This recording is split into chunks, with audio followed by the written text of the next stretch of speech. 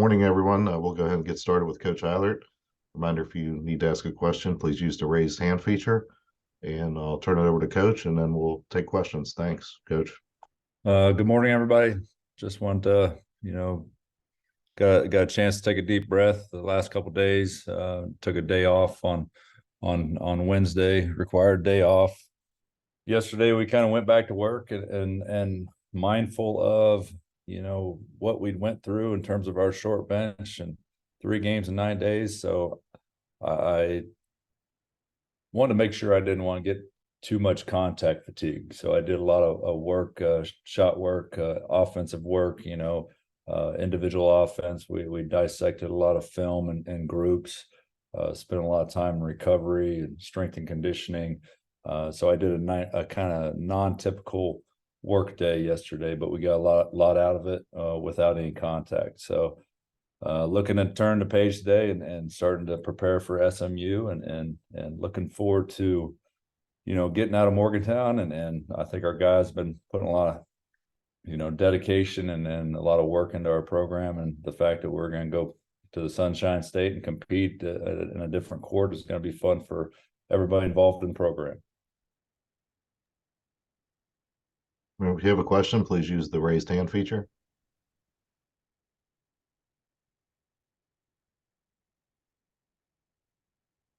Go first to Justin. Sorry about that. I was on mute. Can you hear me? Yep. Okay, good. Hey, Coach. First off, just from kind of what you were talking about there, and you've kind of mentioned film study in recent weeks and days as well.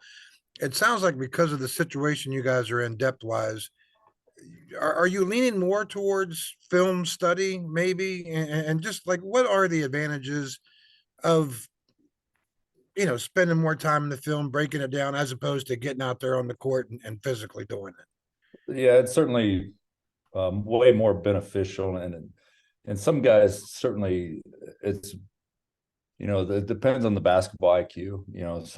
Anybody this day and age has a shortened attention span, and I'm one of those guys. So you got to understand the nuances of the modern day athlete. So you got to figure out how to keep their attention for an extended amount of time and make sure you're getting something out of those film sessions.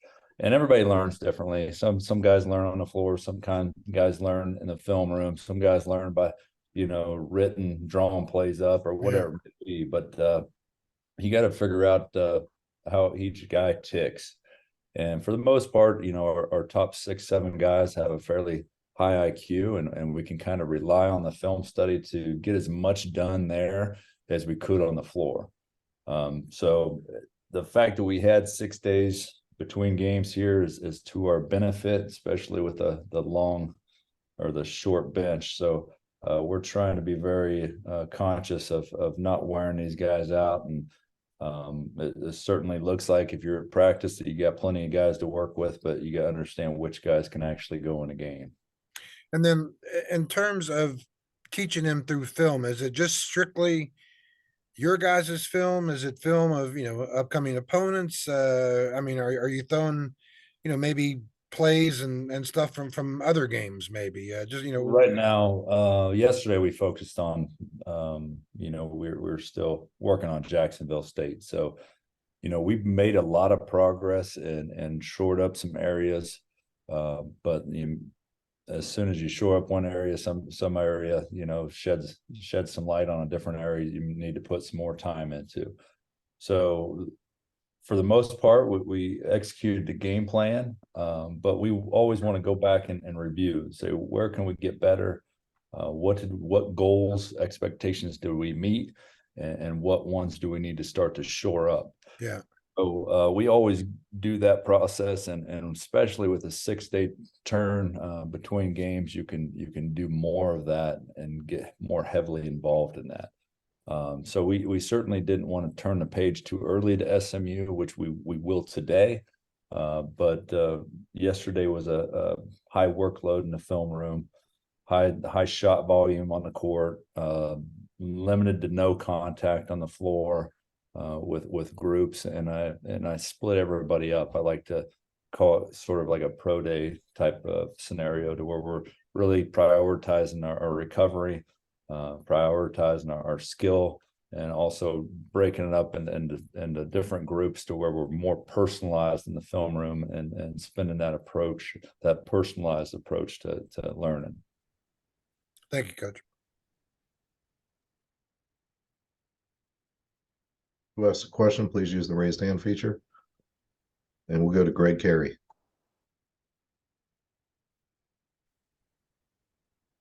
Josh, what do you know about SMU? And in terms of the potential second opponent in Florida, how do you go about handling a scout on that when you're not really sure, who it's going to be? Do you just, I guess, prepare a little bit for Virginia and Wisconsin, or how do you, I guess, try to look into the future beyond SMU a little bit? Well, me personally, I don't get involved in the second opponent. We divvy up the scouts in terms of our assistants, and so we have guys working on those scouts in the meantime.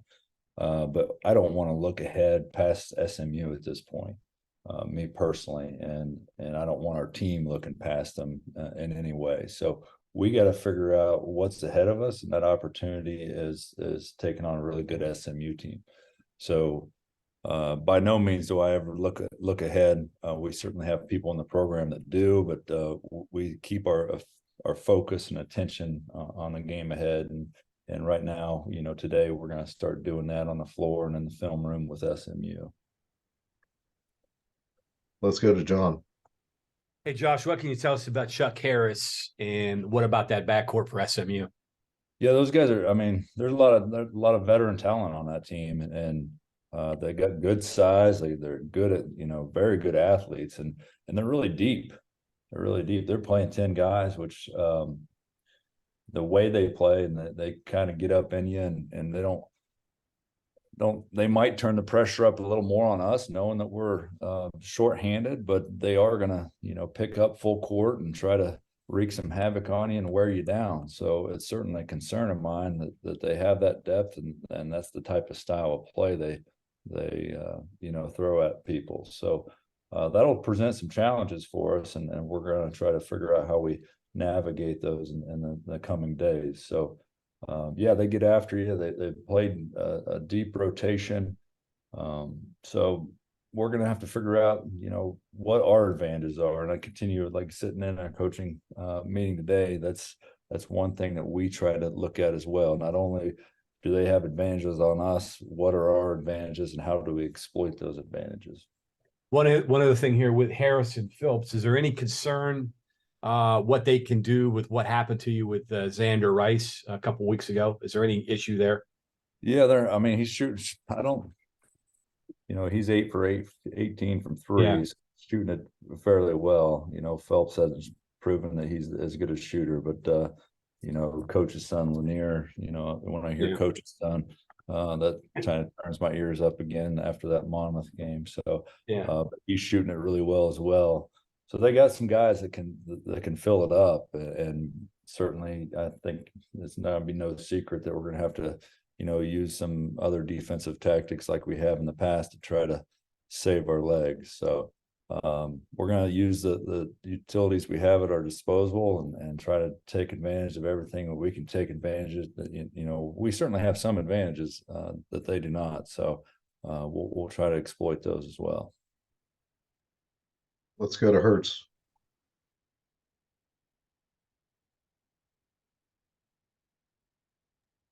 Bob, you're on mute. I got you.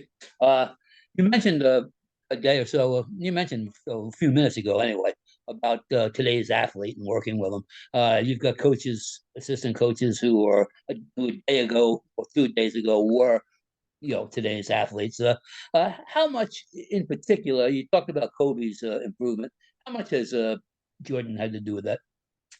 Yeah, he's been a great asset to Kobe. He's been a great asset to JV. I mean, one of the big reasons Kerr signed on the dotted line, decided to be a Mountaineer, was because Jordan was, in flux. I remember, the conversations that I put those two in touch with each other, when we were recruiting Kerr. So those guys gravitate toward him in a lot of ways. And it's nice to have that nuance of a balance of young coaches that even Jordan just coming out of his playing days, those guys will listen to him. And he has their respect, and he's very, very knowledgeable about the game.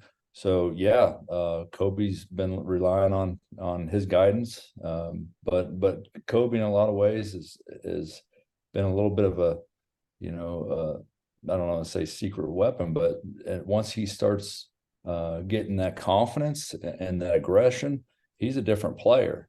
And that's something that we've been waiting for Kobe to kind of take that role and get more aggressive and take that approach to the game that where, he's got the big athletic body that people have a hard time stopping him.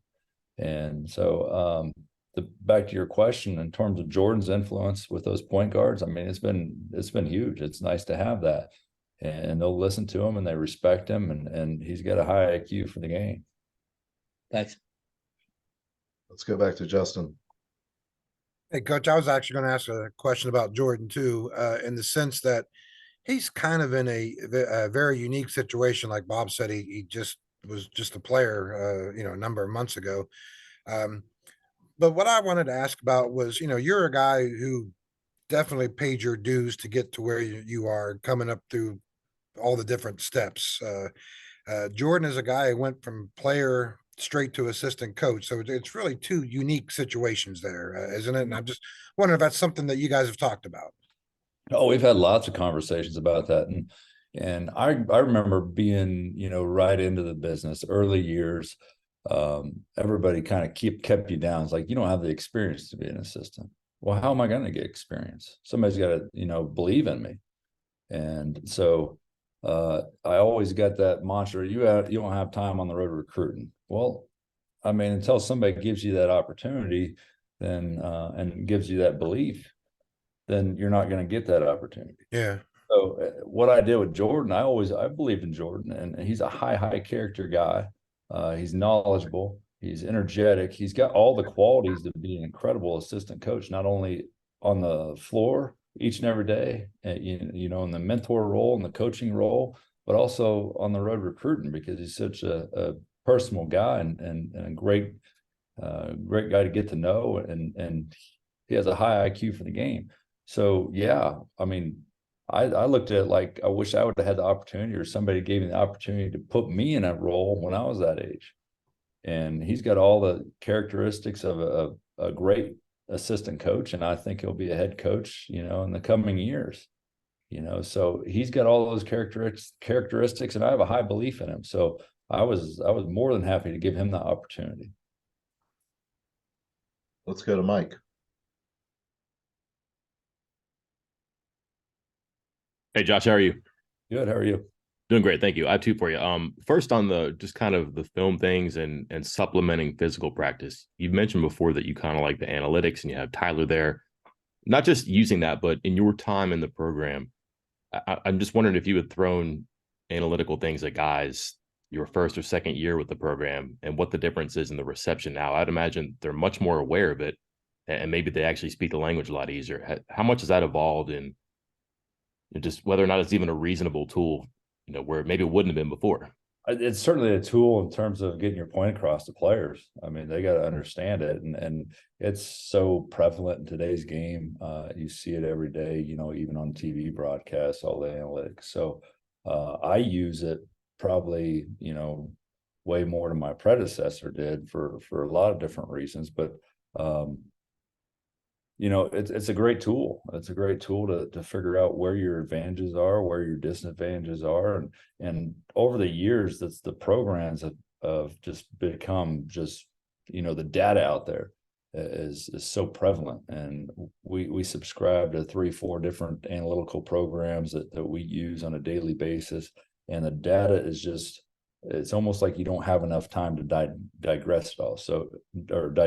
So you have to pick and choose what analytics work for you, and what advantage you can get out of certain analytics, because you can really go down a deep dark hole and really spend all your time trying to figure out the analytics and the data and how it can help you. So over analysis equals paralysis. I've heard that over the years, and And sometimes that comes into play, but at the end of the day, you got to trust your eyes. But a lot of times when the data backs up and the analytics back up what you're thinking, then I think you're on to something.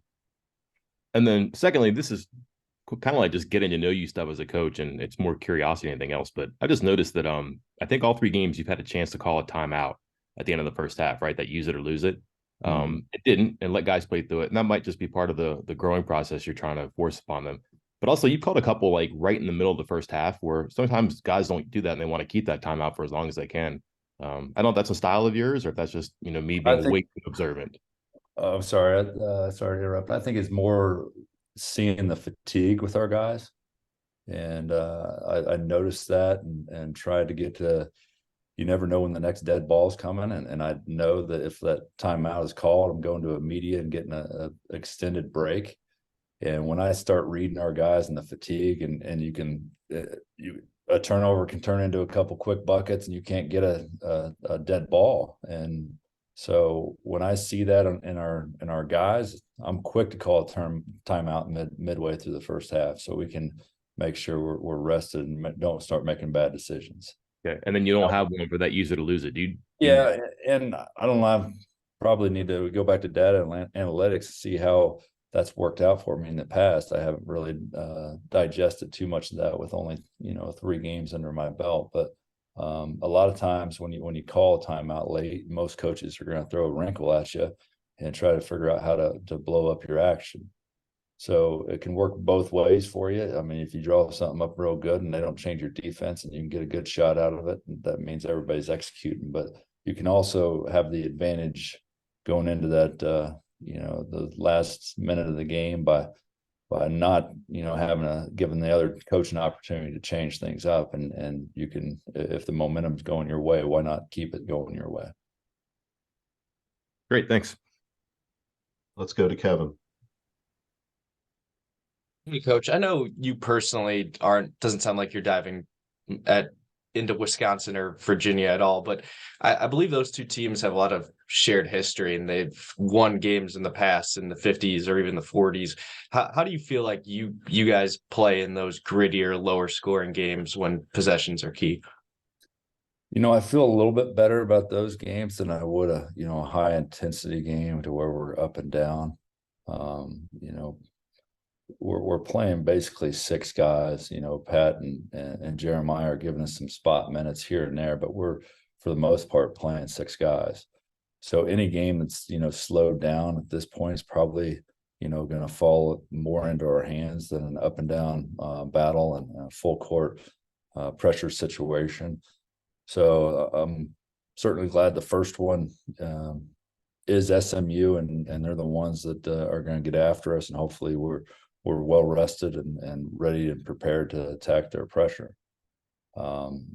If it was the other way around, coming off a grinded out game with Virginia or Wisconsin, then playing an SMU, 2 days later with basically a 6-man rotation, 6 to 8, however you want to look at it, would be certainly an even bigger challenge. Got time for a couple more. We'll go to John and then wrap it up with Justin. Yeah, I just have a quick one here on Kobe, Josh. Noticed that you drew up a play for him close to the basket against Jacksonville State. Was that just something you saw against them, or are you trying to get Kobe involved in the offense and get him confident in shooting the ball? No, it was both from a strategy standpoint and to get Kobe going, get him a touch, get him a look early, build that confidence. And I've drawn up, I don't know which play or which game it was, one of the first 2. I drew up a play for him to isolate him on the block as well. We just couldn't make the entry pass. So it's something I've done before, and I really thought we had the advantage there and dump it down low. And if nothing else, we could bounce it out and go get a low ball screen with Jesse, and we never even got to the low ball screen. So Kobe's got a big, strong frame, and he's athletic, and he's good with the ball. So if I put him in that post, in that position, I think he can go get you a bucket, 2 out of 3 times. So it's something we'll probably look at doing in other forms and capacities as well. And we'll close with Justin. Hey, Coach, I'm interested in your talk about analytics there. And the reason being, like Mike was saying, it's become more prevalent in sports in recent years. Um, whereas certainly like a sport like baseball, a guy's pitching a one hitter, two hitter, and he's getting taken out in the fourth inning because of analytics. Um, I don't know if a lot of fans really agree with that kind of stuff or really understand that kind of stuff. Obviously, basketball is a much different sport, but what, how much of analytics it will take over basketball in your opinion? And is there things there that the fans kind of need to know about what analytics mean in basketball? You know, I don't have a whole lot of variables. So more so than not, my analytics have everything to do with lineup combinations. Yeah. And I'm gonna hopefully add a few pieces here in the coming weeks, trying to get a little more depth here. But in terms of hopefully I can get Raekwon and Kerr's suspension will be done after the 9 games. So I'll have a few more variables within the rotation to kind of dive into. Right now it's pretty limited, but you can see which guys play really well together and which guys don't. And there was a very telling stat between 2 guys that did not play well together, in the 5 games, even going back to the Vanderbilt scrimmage for whatever reason. And that combination of 2 guys we've tried to avoid at all costs to try to make ourselves more efficient. So those are the type of things in terms of a lineup flow chart that I really dive into to figure out, who's playing the best together. And it had a lot to do with the change in the starting lineup, and I think that boded well for us in terms of that change. But none of this stuff is set in stone. Right. Trying to figure out how to win games each and every night out. So we might see an advantage here or a disadvantage there that we might shake it up even more. But right now we're just working with limited pieces. Just kind of curious, are there things in analytics though, like something simple like how a guy shoots against the zone as opposed to against man to man, stuff like that? I mean, Oh yeah, I mean yeah, that stuff's very, very prevalent, and so yeah, it's pretty much all broken down, and you can look at it in every way possible. But my team might be very susceptible to pressure in a full court, but obviously we're not going to pick up in full court pressure with 6 guys. So yeah. You gotta understand who you are when you start diving into analytics, and try not to, like I said earlier, over analysis equals paralysis. You can get a little too deep with it and forget who you are, and trying to do too much and get too cute. Thank you, Coach. Coach, that's it. I appreciate your time today, and thanks to all the media members for dialing in. Very good. Thank y'all. Have a great day.